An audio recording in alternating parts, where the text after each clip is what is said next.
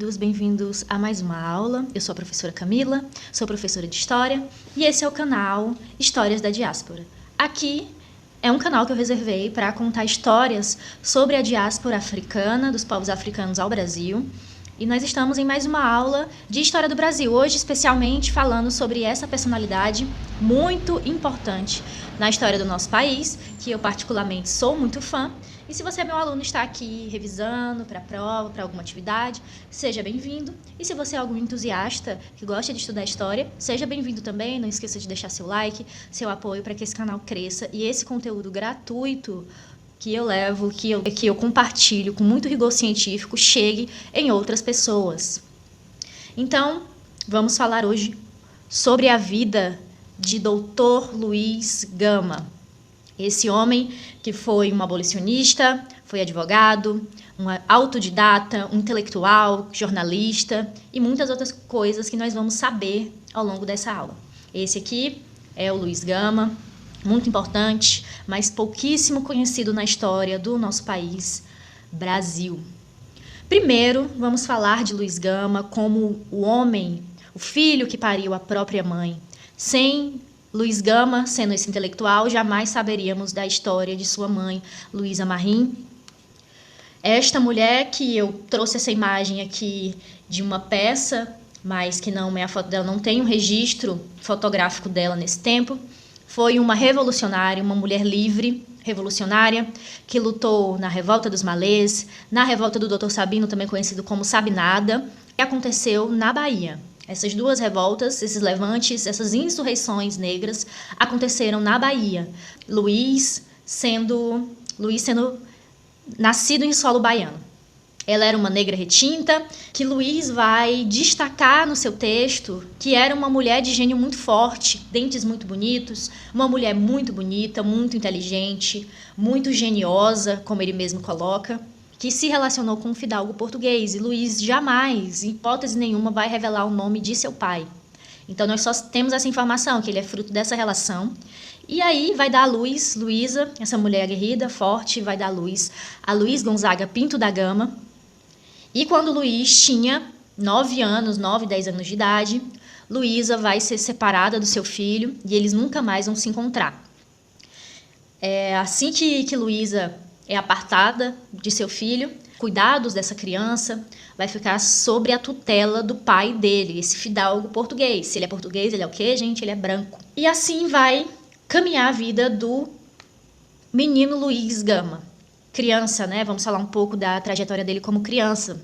O pai dele vai ser esse fidalgo, ele recebeu uma herança de uma tia, mas segundo as memórias de Luiz, ele vai torrar essa grana em jogatina. Era um homem que gostava da noite, era um homem que gostava de jogar, e numa noite de jogos ele vai se endividar e vai vender o seu filho, Luiz, como escravizado. Mas Luiz também deixa claro que no período que ele viveu com o seu pai, ele era uma criança cercada de carinhos, uma criança que vai ser muito estimada por esse pai. Imagina se não fosse, né? O pai dele vendeu o filho como escravizado. E aí Luiz vai ser vendido, vai chegar ao Rio de Janeiro, como ele relata. Eu estou tirando isso não da minha cabeça, não é vozes do meu pensamento, mas tem uma carta que Luiz Gama, já na vida adulta, vai escrever para um amigo que ele vai relatar essa trajetória dele. E as informações que se tem dele é a partir desses relatos. E ele vai chegar ao Rio de Janeiro, num navio do Rio de Janeiro, dessa parada. Ele vai para Santos. E de Santos, ele vai caminhar até Campinas. Hoje em dia, né, nas estradas convencionais que nós temos, essa viagem dura 2 dias a pé. Mas ele era uma criança e nós estamos falando de um Brasil colonial. Então não tinha estradas para esses escravizados. E um detalhe muito importante é que já em 1840, que é quando ele chega ao Rio de Janeiro, ele relata que sempre que era posto à venda, as pessoas iam lá, esses grandes proprietários de terra iam lá, olhavam os dentes, olhavam o porte físico dessa criança e sempre perguntava a origem dele. Ele falava que era a Bahia. E eles sempre repeliam esses escravizados baianos, porque esses escravizados baianos eram conhecidos pelas suas insurreições, então dava trabalho.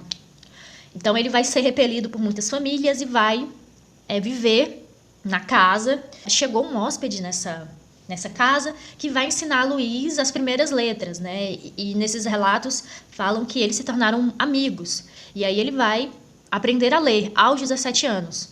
E leu, com autorização do seu senhor, muitos livros, né? Conseguiu compreender o que estava acontecendo ali no Brasil, e ganhou essa força intelectual que vai guiar ele durante toda a sua vida.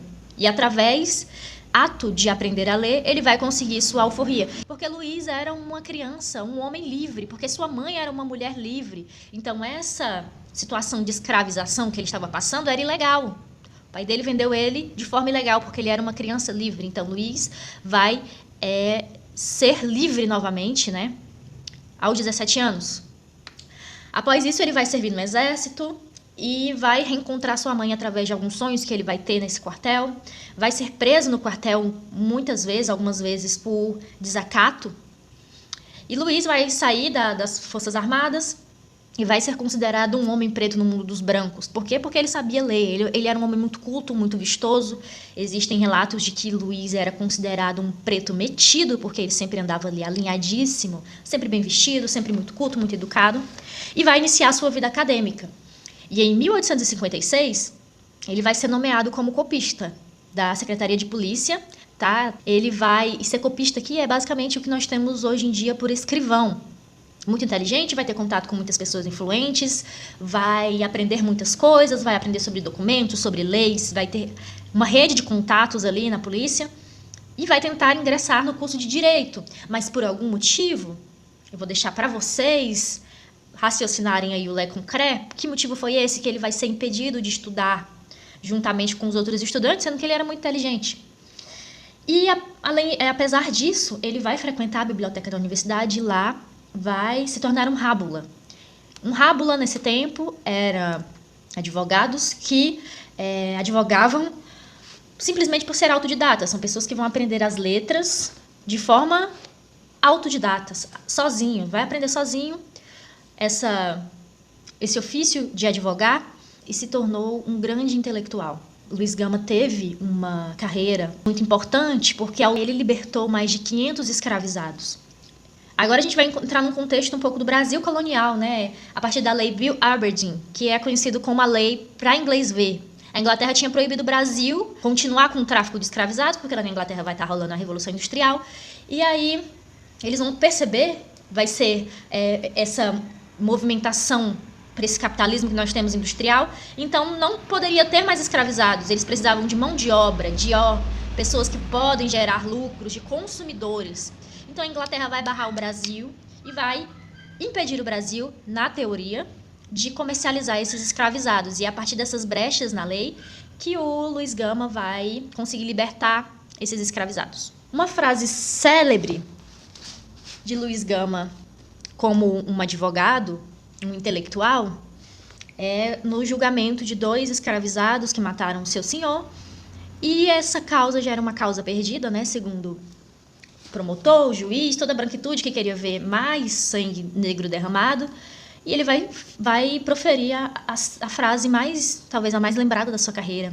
O escravo que mata o seu senhor, seja em qualquer circunstância, mata sempre em legítima defesa. Então, a partir dessa atuação como advogado, Luiz, que foi o único abolicionista do Brasil que esteve na situação de escravizado, vai libertar muitas pessoas, vai ser muito importante. As pessoas escravizadas procuravam ele, tinha essa rede de contato com pessoas negras. Ele vai ser muito estimado por essas pessoas. Porque, vamos lembrar mais uma vez, da pressão desses setores capitalistas, desses setores progressistas em abolir a escravidão, ela ainda não era muito forte. Se a gente for parar para pensar, a princesa Isabel não libertou nada. Não foi um dia que a princesa acordou, eu vou libertar esses escravizados. Não foi. Teve uma pressão desses setores progressistas, né, chamados progressistas. Mas nós devemos lembrar que, anterior a isso, tivemos Luiz Gama.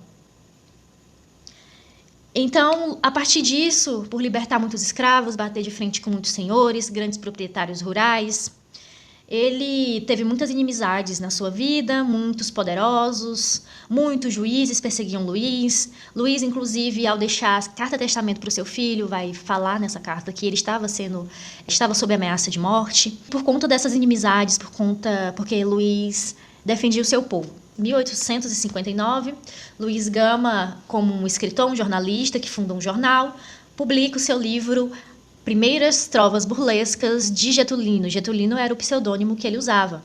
E esse livro é muito interessante, porque ele vai utilizar... Quem lê a princípio vai achar que é um livro que fala sobre romance e tudo mais, mas ele vai utilizar um humor muito ácido, muito satírico, para criticar essa elite cafeeira.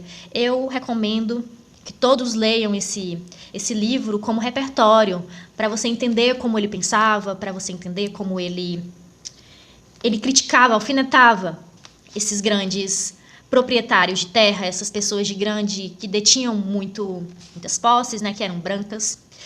E em 24 de agosto, Luís falece, Luís morre na sua casa, e a partir do momento que ele morre, muitas pessoas que eram gratas pela vida de Luís, muitos companheiros, muitas pessoas que acompanhavam a trajetória de Luís, já pessoas negras, né, que a gente está falando de um contexto de uma pessoa que vivia pela causa negra.